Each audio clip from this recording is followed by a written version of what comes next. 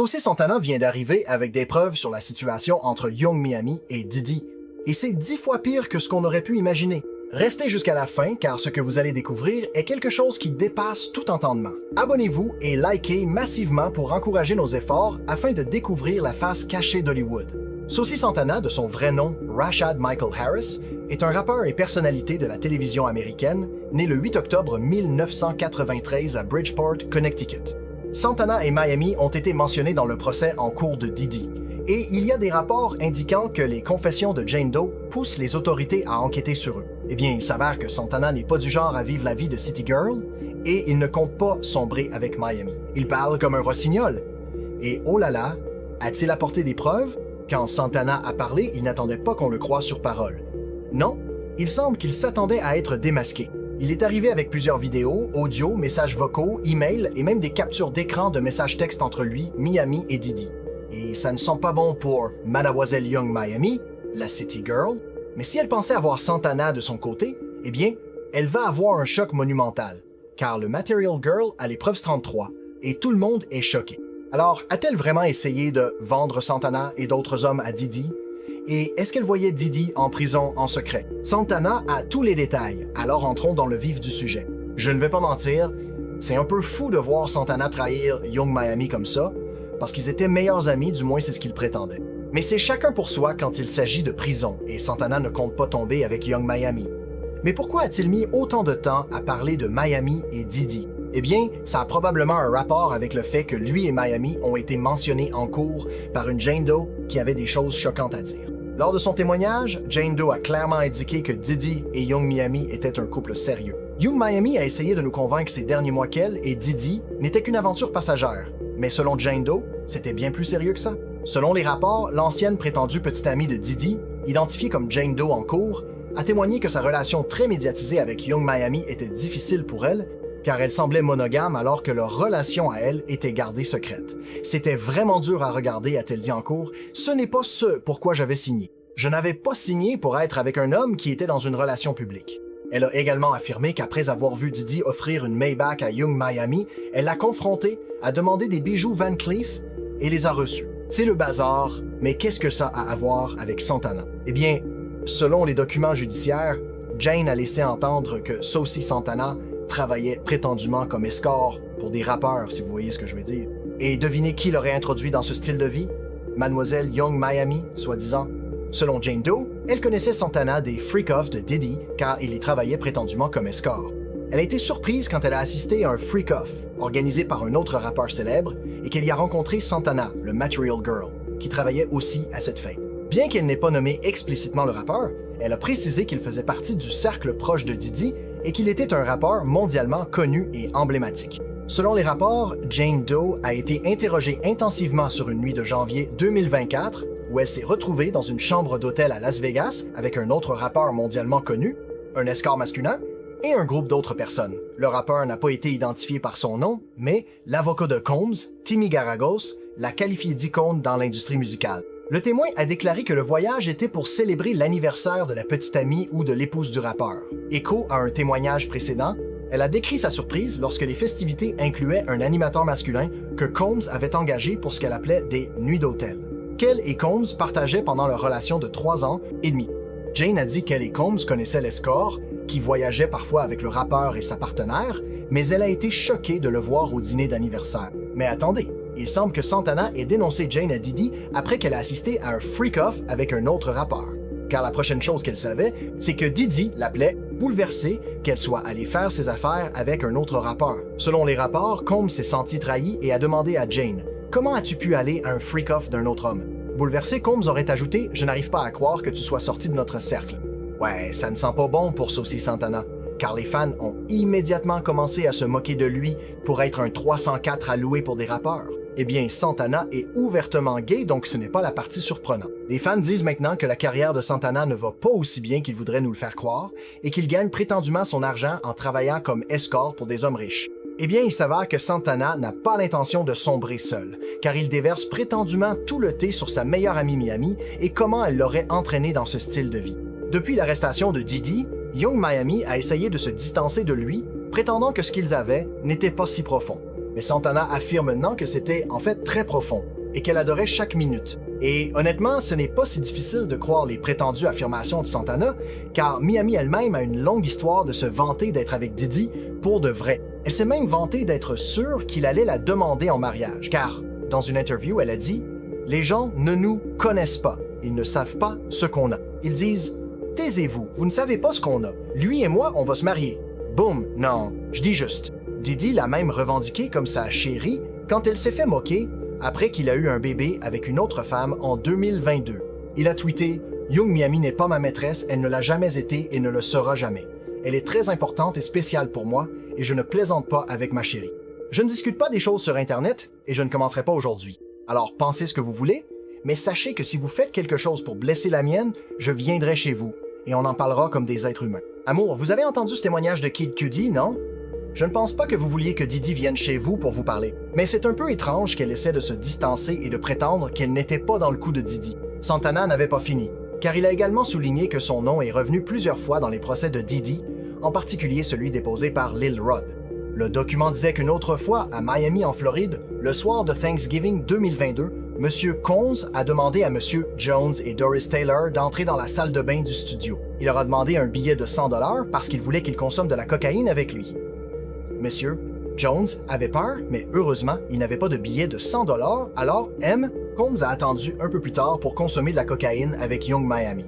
Selon Santana, il n'a jamais consommé de cocaïne avec Diddy, car il ne touche jamais à ce genre de choses. Mais ce n'était pas la seule chose que Lil Rod a dite sur Miami. Il a également accusé Yung Miami d'avoir prétendument aidé Diddy à transporter des substances et à lui apporter des substances chaque fois qu'il en avait besoin, peu importe où il était. Et selon les documents judiciaires, le plaignant, dans l'entreprise Ryco de Combs, répétait pour le festival Something in the Water en Virginie. Le dossier judiciaire indique « Le plaignant Jones a personnellement vu M. Combs consommer quelques lignes de cocaïne dans sa loge. L'accusé Sean Combs voulait un TUI, mais Brandon l'avait oublié, alors l'accusée Christina Kororum a appelé Yung Miami, qu'il a ensuite apporté en jet privé depuis Miami.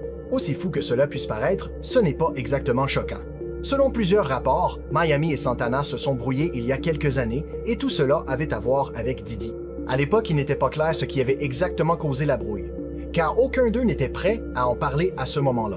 Mais cette fois-ci, il semble que Santana soit prêt à tout déballer car il est désespéré.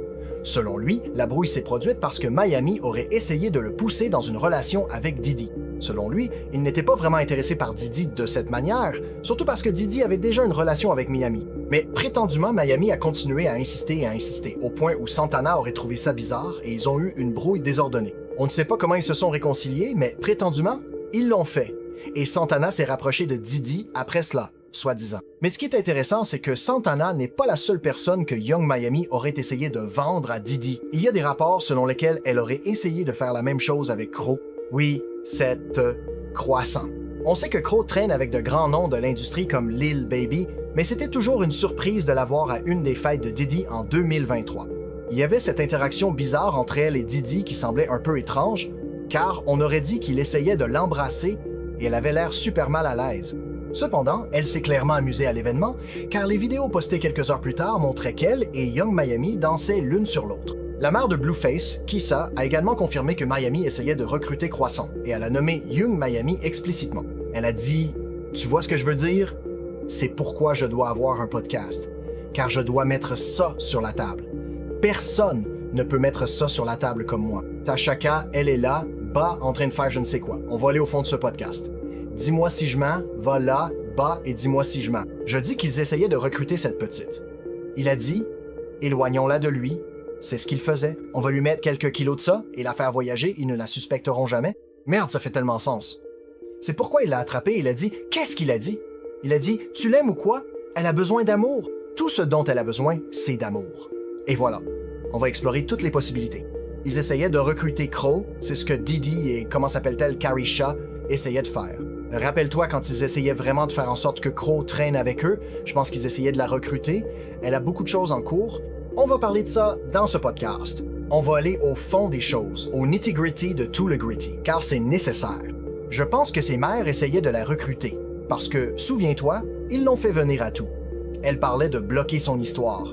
Tu vois ce que je veux dire? Car vous savez que la maman sait tout sur les affaires de tout le monde. Ouais, ça soutient un peu les affirmations de Saucy Santana selon lesquelles Miami essayait de le vendre à Diddy. Ça établit une sorte de modèle de comportement et ça fait paraître Miami encore pire. Et ce qui est intéressant, c'est que c'est un peu un secret de polichinelle dans l'industrie que Santana a eu une relation discrète avec Diddy. On a d'abord entendu des rumeurs sur Diddy et Santana prétendument en couple quand Miami et JT se sont disputés sur Twitter, et JT a abordé le sujet. JT a lancé une ombre massive quand elle a tweeté « Une salope me critique depuis des semaines, et je ne dis rien, pourquoi je serais en colère contre moi? » Et JT n'était pas d'humeur, elle a répondu en disant « Ah, Mad Maman, c'est ton dernier jour à faire l'idiote, ça serait trop pour moi de Twitter. J'aimerais un tête. Ah, Tate, Karisha, s'il te plaît. Et cette fois, laisse Santana à la maison. » Les fans ont trouvé ça bizarre que JT mentionne Santana comme ça, de nulle part, mais on a vite découvert que JT avait des infos sur les manigances de Santana et Diddy. Dès que DJ Akademiks a eu vent de la rumeur, vous savez qu'il n'a pas pu résister à remuer le couteau dans la plaie. Il n'a pas perdu de temps à partager le drame, affirmant que Diddy et Saucy Santana n'étaient pas juste en train de traîner ensemble, mais qu'ils étaient prétendument impliqués, et pas d'une manière amicale comme les gens auraient pu l'espérer.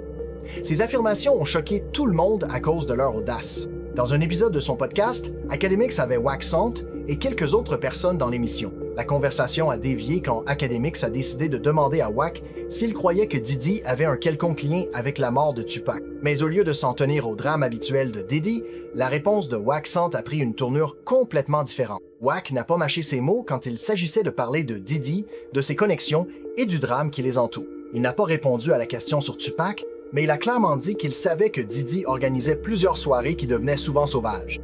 Hey, laisse-moi te dire, je parle à Wack en privé et en public. Chaque fois que je lui pose une question sur Diddy, mec, Wack recule. Je lui ai même demandé à propos de l'histoire avec Tupac. Attends mec, Diddy est innocent. Non, il est coupable d'organiser des soirées. Qu'est-ce que ça veut dire? Qu'est-ce qu'une soirée? Il a tué, c'est quelque chose qu'il n'est pas censé faire. Maintenant, qu'est-ce que ça veut dire? Ce que dit Jean Deal avec des serviettes autour de la taille. Je vais te dire ça à propos de Jean. Je connais Jean, c'est la famille de Suge. Est-ce qu'il ment? Ou dit-il la vérité? Non, Jean ne ment pas. Il va dire la vérité en tant que famille de Suge, je connais Jean personnellement.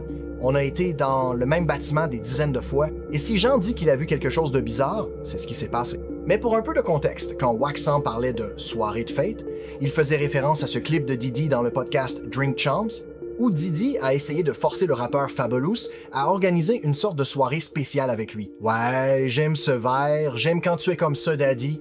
Où as-tu mis mon sac, Daddy? J'aime quand tu te démènes et que tu grattes. Je m'entraîne, je sais, je célèbre ton anniversaire tous les jours. C'est ton anniversaire sur Drink Champ. Bon sang, je suis là où je regarde. As-tu regardé en arrière où je suis devenu? M'as-tu manqué pour de vrai? Parce qu'on dirait une fête d'anniversaire, mec. Mec, je parle de ton anniversaire. Pourquoi tu fais pas la fête avec moi pour ton anniversaire? Mec, on a fait la fête pour mon anniversaire avant, tu es venu à ma fête. Non, mais toi et moi, on n'a jamais vraiment fait la fête, tu vois ce que je veux dire. Mais ça ne s'est pas arrêté là, car Waxant a ensuite révélé que Diddy, Santana et Young Miami organisaient prétendument des soirées de fête, si vous voyez ce que ça veut dire. Ça veut dire une fête dans les coulisses d'une fête? Écoute mec, pour info, ça sonne comme de l'Illuminati, tu dois expliquer la fête, c'est du saucy satanique, arrête. Quelque chose qu'on a là-dedans? Non, arrête. C'est toi qui as dit que Peu être la fille Saucy et Poufy faisait des soirées de fête, ne fais pas comme si tu n'avais pas dit ça. Rentre ta queue, mec, sors la glace, rentre ta queue. Je dois dire ça parce que je suis là. Eh bien, les rumeurs sont devenues si fortes que Santana a finalement nié publiquement les allégations, affirmant qu'il n'a jamais été impliqué intimement avec Diddy. Santana, il disait que tu étais avec lui, il disait ça. Sais-tu à quel point ça me mettait en rogne? Il me mettait en rogne, j'ai jamais cru, mais je connais Santana. J'étais sur YouTube comme d'abord, je ne joue pas à ça, on fait pas ça. OK? On ne fait pas ça, et Karisha n'est pas du genre à faire quoi que ce soit de gay, bébé, elle ne joue pas à ça. OK? Donc, c'était genre, j'étais comme, on est, et ça m'a affecté, je me disais, c'est nul, pourquoi vous dites ça? Je suis avec ma meilleure amie, allez, qu'est-ce qu'on fait? Ouais, mais je suis avec toi. Ouais, mais je ne suis pas ma meilleure amie. Ouais, elle est là dehors.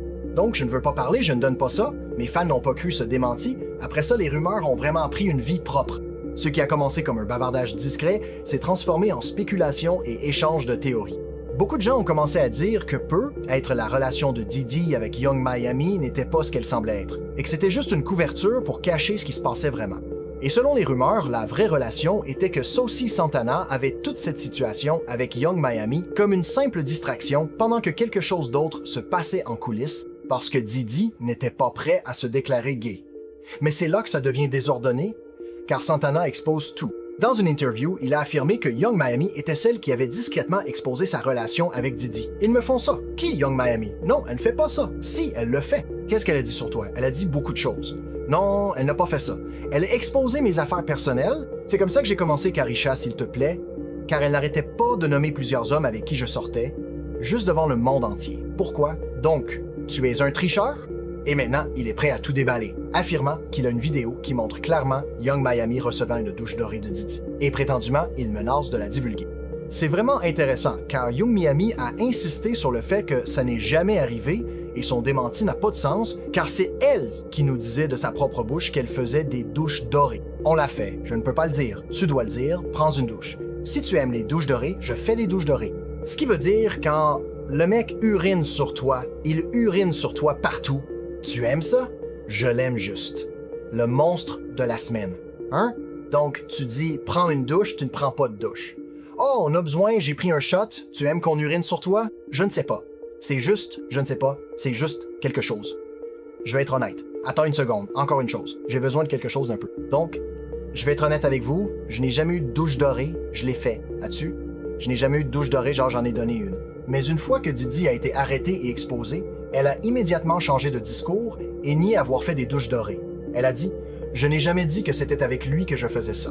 L'intimité fait partie de la vie, je suis adulte, et peut être que j'en parle trop, mais tout le monde a ses expériences personnelles. Certaines personnes se font dessus, certaines vivent à fond, certaines sont ennuyeuses comme tout. Je regarde beaucoup de porno. Les filles se font uriner dessus. Si on est adulte et qu'on est à la maison à se détendre et qu'on veut parler d'intimité, qu'est-ce qui ne va pas avec ça? Eh bien, maintenant, elle prétend aussi que l'histoire des douches dorées n'a jamais eu lieu et qu'elle a tout inventé pour promouvoir son jeu d'alcool. Elle a tweeté « Tu te souviens pourquoi tu es tombé amoureux de moi? » Et quelqu'un a répondu « Quand j'ai découvert que tu aimais te faire uriner dessus. » Miami a retweeté « J'étais en train de jouer, personne n'a jamais uriné sur moi, j'ai fait ça pour promouvoir mon jeu de cartes et ça a fait exactement ce que je voulais. » Mais Santana appelle ça des conneries, affirmant que Miami a bien reçu une douche dorée et qu'il a la vidéo pour prouver qu'il ne dit pas n'importe quoi. Prétendument, il la met au défi de parler et de prétendre qu'il ment. On dirait qu'il attend juste une excuse pour déverser toutes les preuves et exposer Miami comme une sorte de rabatteuse pour Didi et se disculper lui-même. Quelque chose me dit que ça va empirer dans les semaines à venir et ça va être un sacré bordel puant.